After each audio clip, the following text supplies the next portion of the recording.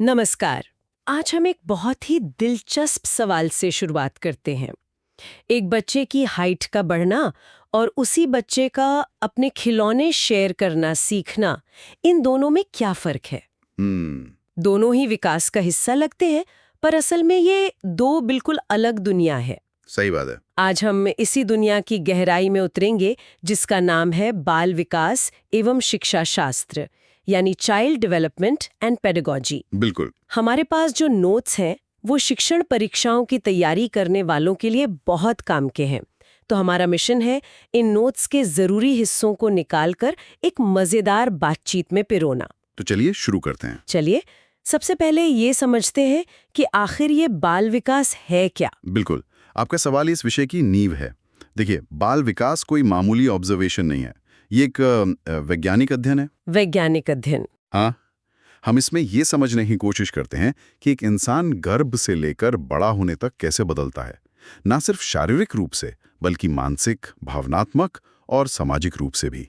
यहाँ क्रोक एवं क्रो की एक परिभाषा दी गई है जो कहती है कि ये अध्ययन गर्भकाल से शुरू होकर किशोरावस्था की शुरुआत तक चलता है। ये थोड़ा एकेडमिक लगता है। हाँ, है। आसान भाषा में इसका क्या मतलब हुआ? आसान भाषा में मतलब है कि हम एक बच्चे की पूरी यात्रा को ट्रैक कर रहे हैं, जब वो एक सेल था तब से लेकर जब वो एक टीनेजर बनकर दुनिया पर अपनी राय बना रहा है। अच्छा, ये पूरी ट्रांसफॉर्मेशन ही एक तरह से बाल विकास का अध्ययन है। समझ गई। तो ये तो हुई परिभाषा, लेकिन मेरे शुरुआती सवाल पर वापस आते हैं। हाइट का बढ़ना और शेयर करना सीखना, यहीं पर लोग अक्सर वृद्धि यानी ग्रोथ और विकास यानी डेवलपमेंट में कंफ्यूज हो जाते हैं। चलिए इस गुत्थी को सुलझाते हैं। चलिए। तो अब हमारे सामने है वृद्धि यानी ग्रोथ और विकास मतलब डेवलपमेंट के बीच का बड़ा सवाल। अक्सर हम इन शब्दों को एक दूसरे की जगह इस्तेमाल कर लेते हैं। हाँ, बहुत कॉमन है ये। पर जैसा कि हमारे नोट्स में साफ साफ 2 कॉलम में दिखाया गया है, ये बहुत अलग है। वृद्धि से शुरू करें। जरूर। वृद्धि यानी ग्रोथ बहुत सीधी सादी चीज है। ये मात्रात्मक है, क्वांटिटेटिव। मात्रात्मक मतलब जिसे आप नाप सकते हैं इंच टेप या वजन मशीन से, जैसे हाइट, वेट, साइज। ये सब वृद्धि है। अच्छा, तो इसे आप शरीर का एक तरह का हार्डवेयर अपग्रेड समझ सकती हैं। हाँ, बिल्कुल सही। और सबसे जरूरी बात, जैसा कि यहाँ लिखा है, ये एक समय के बाद रुक जाती है। जी। जैसे हम सबकी हाइट एक उम्र के बाद बढ़ना बंद हो जाती है। ये परिपक्वता यानी मैच्योरिटी पर आकर थम जाती है। तो ये विकास का बस एक छोटा सा हिस्सा हुआ। बिल्कुल। अब आते हैं विकास पर। अगर वृद्धि हार्डवेयर है तो विकास सॉफ्टवेयर अपग्रेड है। वाह। ये मात्रात्मक होने के साथ साथ गुणात्मक मतलब क्वालिटेटिव भी है। इसमें शरीर के साथ साथ आपकी कार्यक्षमता, आपका व्यवहार, आपकी सोच, ये सब बेहतर होता है। और यही वो चीज है जो कभी नहीं रुकती। हमारे नोट्स में कमाल का फ्रेज है, वूम्ब टू टूम्ब। हाँ, गर्भ से कब्र तक विकास एक निरंतर चलने वाली प्रक्रिया है। आप किसी के व्यवहार को या उसकी समझदारी को किसी पैमाने से नहीं नाप सकते, उसे सिर्फ महसूस कर सकते हैं। इसीलिए हम कहते हैं कि विकास एक बहुत बड़ी और व्यापक अवधारणा है। और वृद्धि तो बस उसका एक छोटा नापा जा सकने वाला हिस्सा है। अब जब ये अंतर बिल्कुल साफ हो गया है, तो सवाल उठता है कि क्या विकास की इस प्रक्रिया में कोई पैटर्न है या इसके कोई नियम है? बिल्कुल है। हमारे अगले नोट्स इसी बारे में है। चलिए विकास के कुछ मुख्य सिद्धांतों को जानते हैं। तो ऐसा नहीं है कि विकास बस यूं ही किसी भी दिशा में हो जाता है। इसके कुछ तयशुदा नियम हैं, कुछ सिद्धांत। हमारे नोट्स में 5 मुख्य सिद्धांतों का जिक्र है। पहला है निरंतरता का सिद्धांत, प्रिंसिपल ऑफ कंटिन्यूटी। ये तो हमने अभी बात की। हाँ। ये सिद्धांत कहता है कि विकास एक नदी की तरह है जो कभी रुकती नहीं। अच्छा। हाँ, इसकी गति कभी तेज हो सकती है जैसे बचपन में, और कभी धीमी जैसे बुढ़ापे में, पर ये चलती हमेशा रहती है, गर्भ से मृत्यु तक। दूसरा सिद्धांत मुझे बड़ा दिलचस्प लगा, सामान्य से विशिष्ट का सिद्धांत, principle of general to specific. हाँ। इसका मतलब है कि हम पहले सामान्य चीजें सीखते हैं, फिर बारीकियां। इसका सबसे अच्छा उदाहरण एक छोटे बच्चे का किसी चीज को पकड़ना है। पहले वो उसे पकड़ने के लिए अपने पूरे शरीर और दोनों हाथों का इस्तेमाल करता है। ये एक सामान्य क्रिया है। और फिर धीरे धीरे वो सीखता है कि सिर्फ उंगलियों से भी उस चीज को सटीकता से पकड़ा जा सकता है। ये एक विशिष्ट क्रिया हो गई। वाह। तीसरा है परस्पर संबंध का सिद्धांत, प्रिंसिपल ऑफ इंटर रिलेशन। जी। यानी विकास के सभी पहलू एक दूसरे से जुड़े हैं। बिल्कुल। शारीरिक, मानसिक, सामाजिक, संवेगात्मक, ये सब एक ही टीम के खिलाड़ी हैं। अगर एक खिलाड़ी अच्छा नहीं खेल रहा तो पूरे खेल पर असर पड़ता है। जैसे अगर कोई बच्चा बीमार है तो उसका हाँ, अगर बच्चा बीमार है जो कि शारीरिक विकास से जुड़ा है तो उसका स्कूल जाने का या दोस्तों से खेलने का मन नहीं करेगा, जो सामाजिक विकास है, और शायद पढ़ाई में भी ध्यान न लगे। सही बात है। चौथा है समान प्रतिमान का सिद्धांत, प्रिंसिपल ऑफ यूनिफॉर्म पैटर्न। इसका मतलब है कि एक ही प्रजाति के जीवों में विकास का एक जैसा पैटर्न होता है। मतलब दुनिया के किसी भी कोने में इंसान का बच्चा हो, उसके विकास का क्रम एक जैसा ही होगा। हाँ, पहले सिर संभालना, फिर बैठना, फिर चलना। ऐसा कभी नहीं होगा कि कोई बच्चा पैदा होते ही दौड़ने लगे और बैठना बाद में सीखे। अच्छा, और पांचवा है एकीकरण का सिद्धांत, प्रिंसिपल ऑफ इंटीग्रेशन। ये भी बहुत इंटरेस्टिंग है। यानी पहले पूरे अंग को चलाना, फिर उसके छोटे हिस्सों को, और फिर सबको एक साथ कोऑर्डिनेट करना। जैसे पियानो बजाना सीखना। पहले शायद आप पूरे हाथ को ऊपर नीचे करें, फिर आप उंगलियों को हिलाना सीखते हैं, और अंत में आप हाथ, कलाई और उंगलियों को एक साथ मिलाकर एक खूबसूरत धुन बजाते हैं। बिल्कुल, यही एकीकरण है। ये सिद्धांत तो विकास को समझने का एक फ्रेमवर्क देते हैं, लेकिन एक और सिद्धांत है जो विकास की दिशा के बारे में बताता है। वो भी बहुत रोचक है। चलिए उसे देखते हैं। ये सिद्धांत तो फिल्मों जैसा लगता है कि विकास की एक निश्चित दिशा होती है। हमारे नोट्स में दो अजीब से नाम हैं, सेफेलोकॉर्डल और प्रॉक्सिमोडिस्टल। हाँ, चलिए इन्हें आसान बनाते हैं। बताइए।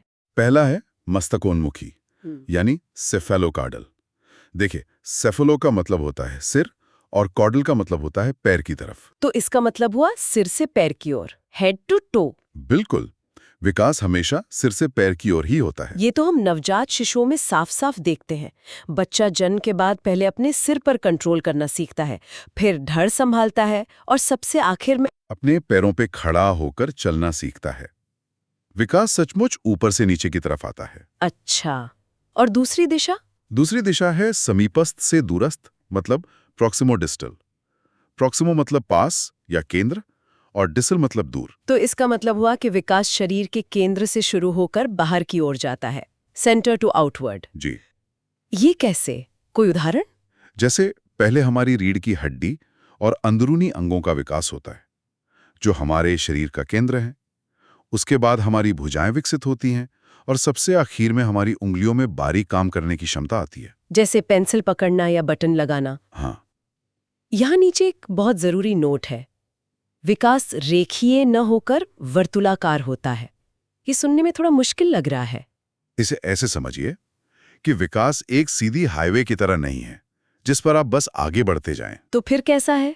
ये घुमावदार पहाड़ी रास्ते जैसा है। आप थोड़ा ऊपर चढ़ते हैं, फिर एक मोड़ आता है जहां आप रुकते हैं, पुरानी सीख को पक्का करते हैं और फिर और ऊपर चढ़ते हैं। अच्छा, मतलब आगे पीछे होता रहता है। हाँ, ताकि पुरानी सीख मजबूत हो सके। विकास की दिशा और पैटर्न समझने के बाद अब उस सबसे बड़े सवाल पर आते हैं जो सदियों से पूछा जा रहा है, हमें बनाता कौन है, हमारे जीन्स या हमारा माहौल, प्रकृति या पोषण? हाँ, तो आ ही गए हम उस सबसे बड़े सवाल पर, वंशानुक्रम, हेरिडिटी बनाम वातावरण, इन्वायरमेंट। और यहाँ वुडवर्थ का एक फॉर्मूला दिया है जो इस पूरी बहस को एक नए नजरिए से देखने पर मजबूर करता है। क्या है वो फॉर्मूला? ये फॉर्मूला है विकास बराबर वंशानुक्रम गुणा वातावरण। अच्छा, यहाँ सबसे जरूरी चीज वो गुणा का निशान है, जमा का नहीं। ये परीक्षा के नजरिए से बहुत ही महत्वपूर्ण कॉन्सेप्ट है। गुणा का निशान? ये तो पूरी बात ही बदल देता है। इसका मतलब ये नहीं है कि कुछ हिस्सा वंशानुक्रम का और कुछ वातावरण का? नहीं। इसका क्या मतलब है फिर? इसका मतलब है कि ये दोनों एक दूसरे पर इतने निर्भर हैं कि अगर एक भी शून्य हो जाए तो विकास भी शून्य हो जाएगा। ओह, वंशानुक्रम आपको एक बीज देता है, लेकिन वातावरण मिट्टी, पानी और धूप है। दुनिया का सबसे अच्छा बीज भी अगर बंजर जमीन पर बिना पानी के पड़ा रहे तो वो पौधा नहीं बन सकता। दोनों ही अनिवार्य हैं। कमाल है। तो ये नेचर वर्सेस नर्चर की लड़ाई नहीं, बल्कि नेचर और नर्चर की पार्टनरशिप है। आपने बिल्कुल सही समझा। नोट्स में वंशानुक्रम के कुछ नियम भी दिए हैं, जैसे समानता का नियम, यानी जैसे माता पिता वैसी संतान। हाँ, और फिर भिन्नता का नियम भी है जो कहता है कि बच्चे माता पिता की हूबहू कॉपी नहीं होते। और एक प्रत्यागमन का नियम भी है जो कहता है कि कभी कभी गुण उल्टे भी पड़ जाते हैं, जैसे बहुत तेज दिमाग वाले माता पिता के बच्चे औसत बुद्धि वाले हो सकते हैं। जी। और दूसरी तरफ है वातावरण, जिसमें हमारा परिवार, समाज, स्कूल, संस्कृति सब कुछ आ जाता है। बिल्कुल। तो अब जब हमें ये पता चल गया है कि विकास इन दोनों की पार्टनरशिप से होता है, तो चलिए इस विकास की यात्रा के अलग-अलग पड़ावों को देखते हैं। चलिए अब एक बच्चे की जिंदगी के शुरुआती सालों की यात्रा पर चलते हैं। नोट्स में पहले 2 चरण हैं, शैशवावस्था, इन्फेंसी, और पूर्व बाल्यावस्था, अर्ली चाइल्डहुड। सबसे पहले शैशवावस्था, जो जन्म से 2 साल तक होती है।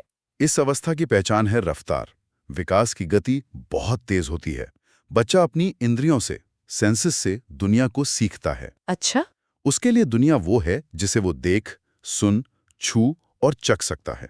सही गलत, नैतिकता, ये सब अभी उसकी दुनिया में नहीं है। यहाँ एक बहुत ही चौंकाने वाली बात लिखी है, वस्तु स्थायित्व, ऑब्जेक्ट परमानेंस। हाँ, ये बहुत महत्वपूर्ण है। ये 9 से 12 महीने में आता है। इसका मतलब है कि इससे पहले बच्चे के लिए आउट ऑफ साइट का मतलब आउट ऑफ एग्जिस्टेंस होता है। बिल्कुल। ये सोचना ही हैरान करता है। 8 महीने के बच्चे के लिए अगर आपने उसका खिलौना चादर के नीचे छिपा दिया, तो वो खिलौना उसके लिए गायब हो गया, खत्म हो गया। और 12 महीने का बच्चा 12 महीने का बच्चा चादर हटाकर तो ढूंढेगा, क्योंकि अब वो जानता है कि चीजें आंख से ओझल होने पर भी मौजूद रहती हैं। ये उसकी सोच में एक बहुत बड़ा लीप है। इसके बाद आती है पूर्व बाल्यावस्था, अर्ली चाइल्डहुड, 2 से 6 साल। इसे खिलौनों की आयु, टॉय एज भी कहते हैं। और ये भाषा विकास के लिए सबसे सुनहरा समय है। बिल्कुल। बच्चे इस उम्र में एक स्पंज की तरह नए शब्द सोखते हैं, और उनकी सोच में एक खास बात होती है, जीववाद, एनिमिज्म। जीववाद? हाँ, यानी निर्जीव चीजों को भी जिंदा समझना। हाँ, मुझे याद है मेरी भतीजी अगर मेज से टकरा जाती थी तो मेज को डांटती थी, गंदी मेज। मुझे लगता था वो बस खेल रही है। नहीं, उस उम्र में बच्चे सच में मानते हैं कि उनकी गुड़िया को भूख लगती है। चांद उनके साथ साथ चलता है। अच्छा। और हाँ, ये क्यों और क्या की उम्र है, उनकी जिज्ञासा कभी खत्म नहीं होती। तो बचपन के इन जादुई सालों के बाद बच्चा स्कूल और दोस्तों की दुनिया में कदम रखता है। चलिए अगले पड़ाव देखते हैं। देखते हैं। अब बच्चा बड़ा हो गया है और हम आ गए हैं उत्तर बाल्यावस्था, लेटर चाइल्डहुड में, जो 6 से 12 साल की उम्र है। इसे टोली की आयु या गैंग एज भी कहा गया है। बिल्कुल। अब परिवार से ज्यादा दोस्तों की अहमियत हो जाती है। गैंग बनाना, सीक्रेट कोड्स, ये सब इसी उम्र में होता है। और एक बहुत बड़ा बदलाव आता है उनकी सोच में। तार्किक चिंतन, लॉजिकल थिंकिंग की शुरुआत होती है। हाँ, लेकिन एक शर्त पर। क्या शर्त? उनका लॉजिक सिर्फ मूर्त चीजों, कॉन्क्रीट ऑब्जेक्ट्स पर काम करता है, यानी वो चीजें जिन्हें वो देख और छू सकते हैं। जैसे? आप उनसे पूछेंगे कि ए बी से लंबा है और बी सी से लंबा है, तो सबसे लंबा कौन, वो बता देंगे। लेकिन अगर आप उनसे न्याय, ईमानदारी जैसी अमूर्त चीजों पर बात करेंगे, तो वो उनके लिए समझना मुश्किल होगा। इसे अनोखा काल भी कहते हैं, क्योंकि विकास धीमा लेकिन स्थिर होता है। और इसके बाद आता है जिंदगी का सबसे तूफानी दौर, किशोरावस्था, एडोलेसेंस। हाँ, 12 से 18 साल। स्टैनली हॉल ने इसे बिल्कुल सही शब्दों में कहा है। ये बड़े संघर्ष, तनाव, आंधी और विरोध की अवस्था है। इस दौर में इतने सारे बदलाव एक साथ होते हैं। हाँ, शारीरिक, हार्मोनल, मानसिक, सामाजिक, ये किशोरों के लिए एक रोलर कोस्टर राइड बन जाती है। और अब वो अमूर्त चिंतन, एब्स्ट्रैक्ट थिंकिंग करने में सक्षम हो जाते हैं। वीर पूजा, हीरो वर्शिप भी इसी उम्र में होती है। लेकिन इस अवस्था का जो सबसे बड़ा संकट है, वो है पहचान का संकट, आइडेंटिटी क्राइसिस। किशोर इस सवाल से जूझते हैं कि मैं कौन हूं? मेरी जिंदगी का मकसद क्या है? हाँ, समाज में मेरी क्या जगह है? इसी खोज में वो कई बार विद्रोह भी करते हैं। तो हमने विकास के इन पड़ावों को तो देख लिया, पर सवाल यह है कि दिमाग के अंदर ये सब होता कैसे है? यहीं पर एंट्री होती है कुछ महान मनोवैज्ञानिकों की, और शुरुआत हम करेंगे जीन पियाजे से। चलिए।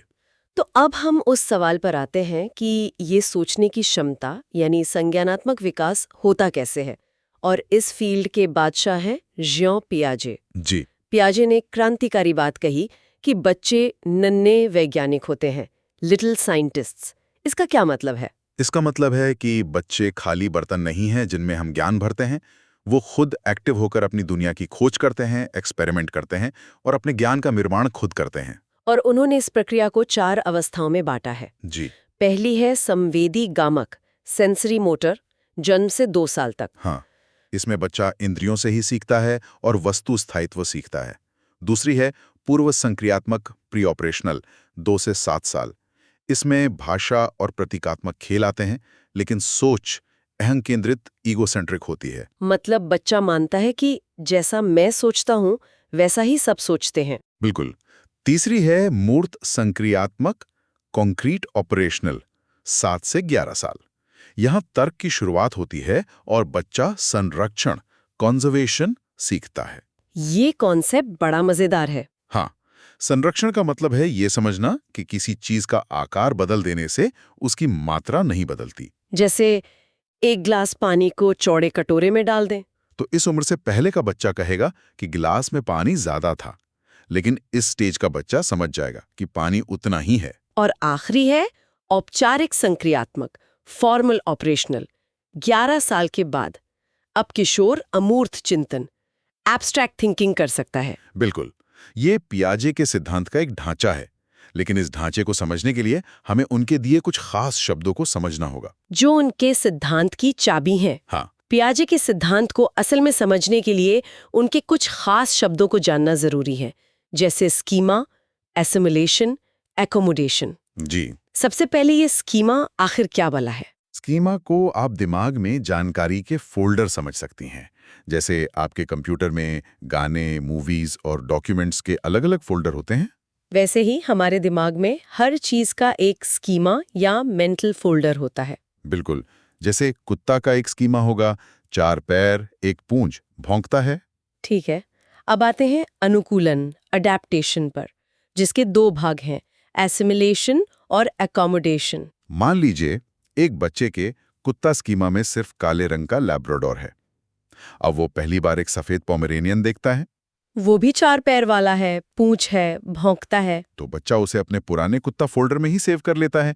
इसे कहते हैं एसिमिलेशन, नई जानकारी को पुराने फोल्डर में फिट कर लेना। लेकिन अगर वो एक बिल्ली को देख ले तो? यहीं पर कहानी में ट्विस्ट आता है। बच्चा पहले उसे भी कुत्ता कहने की कोशिश करेगा, लेकिन जब उसे बताया जाएगा कि नहीं, ये बिल्ली है, ये म्याऊं करती है, तो उसके दिमाग में कंफ्यूजन, एक असंतुलन, डिसइक्विलिब्रियम पैदा होगा। और अब उसे अपना पुराना स्कीमा बदलना पड़ेगा। या तो कुत्ता वाले फोल्डर को एडिट करेगा या बिल्ली नाम का एक नया फोल्डर बनाएगा। इस बदलाव को ही एकोमोडेशन कहते हैं। तो वो जो कंफ्यूजन वाली फीलिंग है, वो असल में सीखने का ट्रिगर है। आपने बिल्कुल सही पकड़ा। यही पियाजे के सिद्धांत का सार है।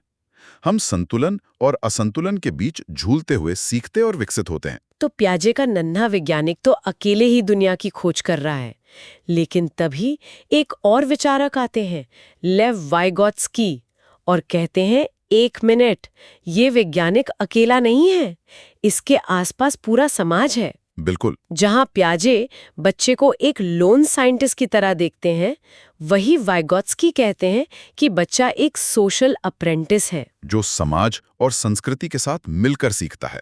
उनका मानना था कि हमारा विकास 3 चीजों के बिना अधूरा है, सामाजिक संपर्क, संस्कृति और भाषा। और यहीं पर उनके 3 बहुत महत्वपूर्ण कॉन्सेप्ट आते हैं।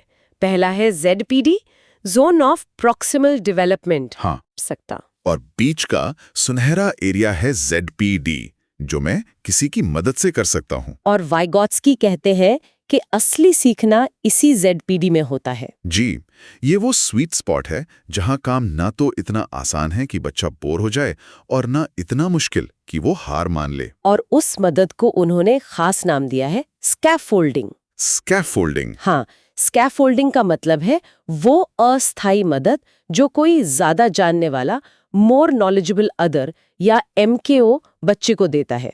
जैसे साइकिल सिखाते वक्त पीछे से पकड़ना। ये एक मचान की तरह है जो इमारत बनने के बाद हटा दी जाती है। बिल्कुल, जैसे ही बच्चा सीख जाता है, मदद हटा ली जाती है। और वाइगोत्स्की ने भाषा को भी बहुत महत्व दिया है, खासकर निजी वाक, प्राइवेट स्पीच को।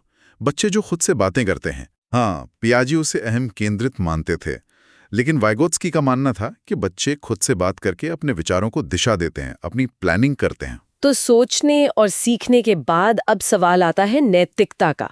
सही और गलत का फैसला करना हम कैसे सीखते हैं? इसके लिए हमें लॉरेंस कोहेलबर्ग की दुनिया में चलना होगा। चलिए अब बात करते हैं नैतिक विकास की। सही गलत की समझ कैसे विकसित होती है? लॉरेंस कोहेलबर्ग ने नैतिक तर्क के 3 स्तर और 6 चरण बताए हैं। जी। पहला स्तर है पूर्व पारंपरिक, प्री कन्वेंशनल। ये छोटे बच्चों का स्तर है। यहाँ नैतिकता बाहरी होती है, यानी सजा और इनाम पर आधारित। पहला चरण है दंड एवं आज्ञा पालन। चोरी करना गलत है क्योंकि पकड़े जाने पर मार पड़ेगी। हाँ, और दूसरा चरण है साधनात्मक सापेक्षता, यानी टिट फॉर टैट। तुम मेरी मदद करो, मैं तुम्हारी करूंगा। इसके बाद आता है पारंपरिक कन्वेंशनल स्तर। यहाँ हम समाज के नियमों को अपना लेते हैं। हाँ, तीसरा चरण है अच्छा लड़का अच्छी लड़की। यहाँ नैतिकता दूसरों से तारीफ पाने के लिए होती है। चौथा चरण है कानून और व्यवस्था। यहाँ सोच होती है कि समाज को चलाने के लिए नियमों का पालन करना सबका कर्तव्य है। और ज्यादातर लोग इसी स्तर पे रहते हैं ना? हाँ, बिल्कुल। और फिर आता है सबसे ऊंचा स्तर, उत्तर पारंपरिक, पोस्ट कन्वेंशनल, जहां बहुत कम लोग पहुंच पाते हैं। इस स्तर पर व्यक्ति समाज के नियमों से ऊपर उठकर अपने आंतरिक नैतिक सिद्धांतों के आधार पर फैसला करता है। पांचवां चरण है सामाजिक अनुबंध। और छठा और आखिरी चरण है सार्वभौमिक नैतिक सिद्धांत। ये वो स्तर है जहां व्यक्ति अपनी अंतरात्मा की आवाज सुनता है। वो न्याय, समानता और मानवता जैसे सिद्धांतों के लिए कानून भी तोड़ सकता है। जैसे गांधी या मार्टिन लूथर किंग। बिल्कुल। क्या कमाल की यात्रा है, सजा के डर से लेकर मानवता के उसूलों तक। लेकिन विकास सिर्फ सोच और नैतिकता तक ही सीमित नहीं है। इसका एक सामाजिक और भावनात्मक पहलू भी है, जिसे एरिक एरिक्सन ने समझाया है। हाँ, एरिक एरिक्सन ने विकास को जीवन भर चलने वाली प्रक्रिया माना और 8 मनोसामाजिक अवस्थाएं दी। हर अवस्था में एक संकट होता है, एक क्राइसिस, जिसे सुलझाने पर हम एक नई शक्ति या वर्च्यू हासिल करते हैं। बिल्कुल। पहली लड़ाई जन्म से ही शुरू हो जाती है, विश्वास बनाम अविश्वास, ट्रस्ट वर्सेस मिसट्रस्ट। अगर बच्चे की जरूरतें पूरी होती हैं, उसे प्यार मिलता है, तो वो दुनिया पर विश्वास करना सीखता है। इस लड़ाई को जीतने का इनाम है आशा, होप। इसके बाद बचपन में लड़ाई होती है स्वायत्तता बनाम शर्म की, ऑटोनॉमी वर्सेस शेम। बच्चा अपने काम खुद करना चाहता है।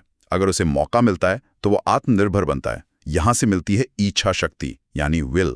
फिर स्कूल की उम्र में संकट है परिश्रम बनाम हीनता, इंडस्ट्री वर्सेस इंफीरियोरिटी। जी, बच्चा नए कौशल सीखता है। सफल होने पर वो मेहनती बनता है, वरना उसमें हीन भावना आ जाती है। यहाँ से सामर्थ्य, कॉम्पिटेंस का गुण आता है। और फिर आता है किशोरावस्था का सबसे बड़ा संकट, पहचान बनाम भ्रांति, आइडेंटिटी वर्सेस रोल कंफ्यूजन। मैं कौन हूं?